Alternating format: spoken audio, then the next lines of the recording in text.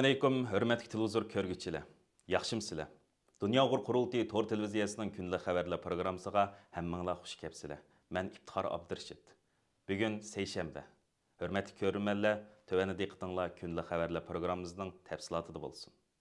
25 fevral Germaniyanın Münxen şəhərindəki Ludwig Maximilianus Universitetində Xalqara Ana Til Gününü xatırlash fəaliyyəti ötküzülgən. Bu fəaliyyətə Mərkəzi Münxen şəhərindəki Germaniya Uyğur Mədəniyyət və Maarif Birlik Təşkilatı təklifə binaən qatnaşıb, Uyğur tili və Uyğur kimlikləri toğrısında məlumat bergan. Germaniya Uyğur Mədəniyyət və Maarif Birlik Təşkilatının rəisi Farida xanımның bildirişçə, bu məzkur təşkilatның tunji qatim Ludwig Maximilianus Universitetində Uyğurlar haqqında leksiya berishga təklif qilinishi bo'lib, faxrlanishga arzigidek ish ekan.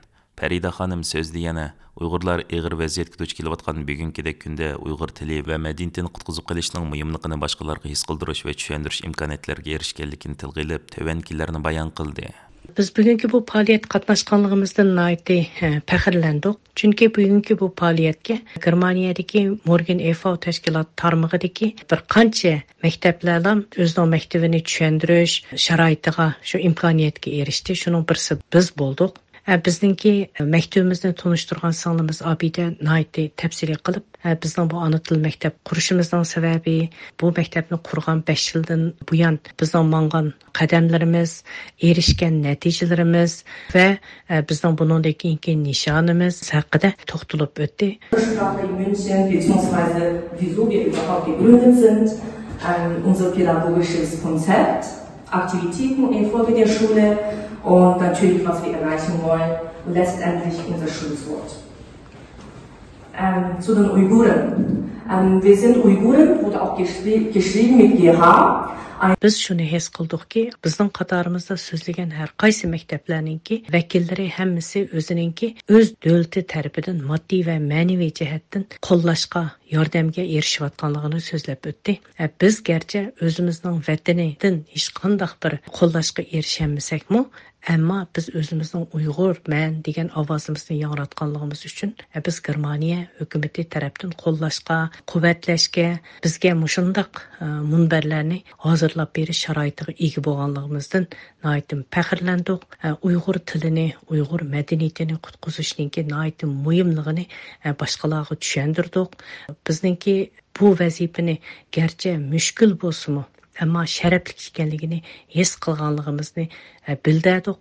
Ham bu yo'lda harmay, charchimay davomli mangdiganligimizni yana bir qatim jakolab o'tdik. Bu biz uchun cho'ng bir fursat bo'ldi. Uyg'urlarningki mana shundaq bir maktab qurib, universitet munbariga chiqib, o'zininki ona til haqida so'zlaydigan shundaq bir go'zal sharoitga erishganligimizdan biz cheksiz faxrlandik. Uyghurlarga irqiy və mədəniyyət qırğınçılıq elib beriş bilan ayblanayotgan Xitoy 24 fevral Gollandiyada o'tkazilgan chag'alliq faoliyatda Gollandiyadagi Xitoy tashkilotlari orqali Uyg'ur madaniyat sentini iste'mol qilib, o'zining irqiy qirg'inchiligini yepishga urinish bilan ayblandi. Gollandiyadagi Xitoy tashkilotlarining 24 fevral o'tkazgan chag'alliq faoliyati Gollandiyadagi Uyg'urlarning shiddatli noroziligiga uchrab, bir Uyg'ur faoliyatchi naq maydonga besib kirgan. Ma'lum bo'lishicha, Gollandiyadagi Beijing paras Xitoy ommaviy tashkilotlari 24 fevral Gollandiyada yashaydigan Xitoy fuqarolarini Xalqaro jinoiy ishlar sudi va Xalqaro adolat sud mahkamasi turishliq Den Haag shahrida chag'alliq tabriklash faoliyatiga uyushtirgan. Xitoy tashkilotlarining ikki xalqaroliq sud mahkamasi o'rnashgan Den Haagdagi chag'alliq faoliyatda Uyg'ur usulini sahnaga olib chiqish orqali Xitoy hukumatining Uyg'urlarga irqiy qirg'inchilik qilganligini rad qilish signali bermoqchi bo'lganligi qayd qilinmoqda.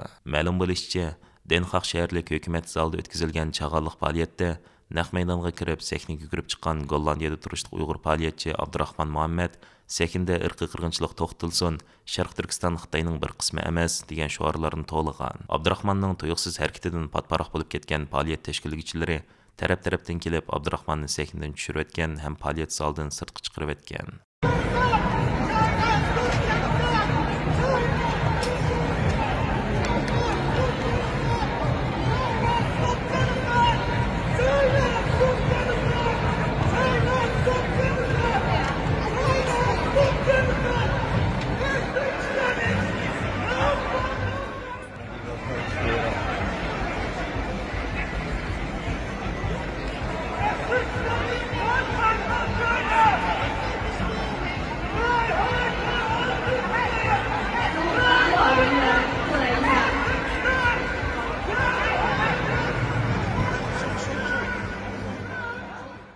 İctimai taratqulardagi xabarlardan ma'lum bo'lishicha, o'xshash bir vaqtda yana Gollandiyadagi Uyg'urlar Den Haag shaharlik hukumat binosining sirtida namoyish qilib, Xitoyning Uyg'ur irqiy qirg'inchiligini to'xtatishini talab qilgan. Bu Xitoyning Uyg'urlarning keng ko'lamli tutqun qilib, lager türmelerge qamışıdan beri tunji qatim chet ellik Uyg'urlarning chag'anliq tabriklash faoliyat maydonida Xitoyning irqiy qirg'inchiligini to'xtatishini talab qilish harakatidir.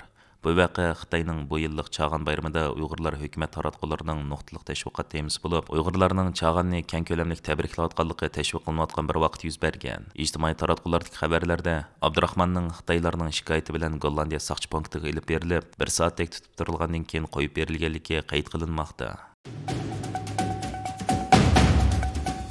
Amerika, Yevropa İttifaqı və Yaponiyaning ta'minlash zincirini ko'p xillashtirib, Xitoyga tayinishni azaytish tirishchiligida zo'r utuqlarga erishganligi va buning davomlashayotganligi qayd qilinmoqda. Forbes jurnali 24 fevral e'lon qilgan bir maqolada ko'rsatishicha, yangi sonliq ma'lumotlar dunyodagi yuqori cho'ng bozorlarning Xitoy bilan bo'lgan savdosini ko'rinarli azaytganligini ko'rsatmoqda ekan. Xabarda deyilishicha, Xitoy savdo shirkatlari yuqorqilardan boshqa 3-davlatga yetkilib, mahsulotlarni bu davlatlar orqali eksport qilayotgan bo'lib, bu jihatdagi sonliq ma'lumotlar biroz ko'ptirilganda qilsimi, ammo Xitoyga tayinishni azaytishning utuqliq davom qilayotganligining bir reallik ekanligi bildirilgan. Forbes jurnalining qayd qilishicha, bu sonliq ma'lumotlardagi eng diqqat qo'zg'aydigan nuqta Xitoyning Amerikaga eng ko'p mahsulot eksport qilgan davlat bo'lishdan qilib, uning o'rnini Meksikaning egallashi bo'lgan. Amerika boshchiligidagi G'arbning Xitoy bilan bo'lgan geostrategiya, texnologiya, savdo masalalaridagi ixtiloflari, Uyg'ur, Hong Kong masalalarini o'z ichiga olgan kishilik huquq va Tayvan masalalaridagi ixtilofi, Xitoyning xalqaro tartibga oshkora xiris qilishi, shundaqla ta'minlash zanjiridagi monopollik o'rnini kozir qilib ishiltishi G'arbning Xitoyga tayinishni azaytishni tezlatgan. Forbes jurnalining aytishicha, bu xil o'zgarishni Amerikaliklarning import qilishda boshqa manbalarga, bo'libmi Meksika, Vyetnam, Hindiston qatorliq davlatlarga yo'nalishni paydo qilmoqda. Maqolda yana Xitoyning tamojin doiralarining sonliq ma'lumotlarini naql keltirib, 2023-yili 11-oygacha Amerikaning Xitoydan yanfon import qilishi 10%, laptop, ya'ni yan piyoturning 30% azayganligi bildirilgan. Forbes jurnalining qayd qilishicha, Yevropa bozorining bu jihatdagi sonliq ma'lumoti to'liq bo'lmasimi, ammo dastlabki sonliq ma'lumotlari o'tgan yili Germaniyaning Xitoydan mahsulot import qilishi 13% azayganligi, Amerikaning Germaniyaga mahsulot eksport qilishda Xitoydan eshib ketgan bo'lish mumkinligini ko'rsatmoqda ekan. Hurmatli ko'ruvchilar, yuqorida diqqatingizga kunlik xabarlar programmamizning tafsilotini sundik. Kelar qitimliq sonimizgacha ko'rishgacha omon bo'lgaysizlar. Stansiyamizning YouTube kanaliga a'zo bo'lishni unutmang. Xayr xo'sh.